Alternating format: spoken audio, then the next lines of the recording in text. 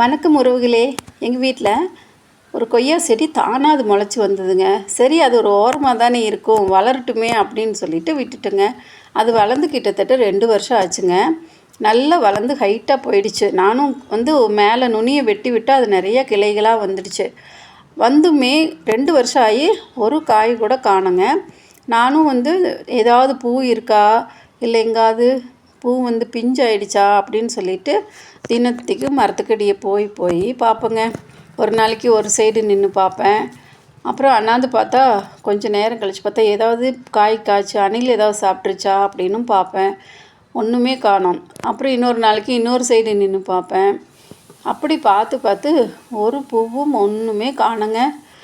ஒரு நாள் திடீர்னு பார்த்தா அப்படியே ஒரு பிஞ்சுங்க, சூப்பரான ஒரு பிஞ்சு. அப்புறம் அது கொஞ்ச நாள் விட்டால் ஐயோ அணில் கடிச்சிடுமே அப்படின்னு நினச்சிங்க. ஆனால் நல்ல வேலை, அணிலும் ஏதோ பதம் பார்த்துருக்கு. பாவம் இவங்க ஒன்று பறிச்சுக்கிட்டுமேன்னு விட்டுடுச்சு போல் இருக்குதுங்க. ஒன்று அந்த பழம் நல்லா பெருசாயிடுச்சு. அணில் நிஜமாக பரிதாபப்பட்டு தான் விட்டுருச்சுன்னு நினைக்கிறேங்க. ஏன்னா எங்கள் பையன் ஃபாரின்லேருந்து வந்திருந்தாங்க. சரி, அவங்களுக்கு ஒன்று இருக்கட்டுமேன்னு விட்டுடுச்சு போல் இருக்குதுங்க. எனக்கு எங்கள் பையங்க வரும்போது காய்ச்சிருந்தது, ரொம்ப சந்தோஷமாக இருந்தது. மாங்காய் மரம் இருக்குதுங்க. மாங்காயும் அப்படி தான், அவங்க இல்லாத டைமில் காய்ச்சி பழுத்து அதையெல்லாம் நாங்கள் பறித்து சாப்பிட்ருப்போம். அப்புறம் அவங்க வரும்போது மாங்காயும் இருக்காது. இந்த டைம் கொய்யாப்பழம் இருந்தது, ரொம்ப சந்தோஷமாக இருந்துச்சு. அப்புறம் எங்கள் பையனை கூப்பிட்டு நீயே பொறி தங்கன்னு சொல்லிட்டு எங்கள் பையனும் பேரனுமே நின்று பறித்தாங்க. அது ஏன் பாருங்கள் எவ்வளோ பெரிய பழமாக இருக்குது. நாங்கள் போய் எடை போட்டு பார்த்தா 250 கிராம் இருந்துச்சுங்க. அவங்க நாட்டில் இந்த மாதிரி பழங்கள்லாம் இந்தியன் ஸ்டோர்ஸில் தான் பார்க்க முடியுங்க. இங்கே இந்த மாதிரி பழத்தை பார்த்தோன்னே நான் தான் கட் பண்ணுவேன்னு சொல்லிட்டு கத்தியை வாங்கி இப்போ அவர் கட் பண்ண ஆரம்பிச்சிட்டாருங்க. எங்கள் பையன் பக்கத்துலேயே இருந்து அதை பார்த்துட்டாங்க. மரத்துலேயே பழுத்து இருந்ததுனால அதை கட் பண்ணுறதுக்கும் ரொம்ப ஈஸியாக இருந்துச்சுங்க.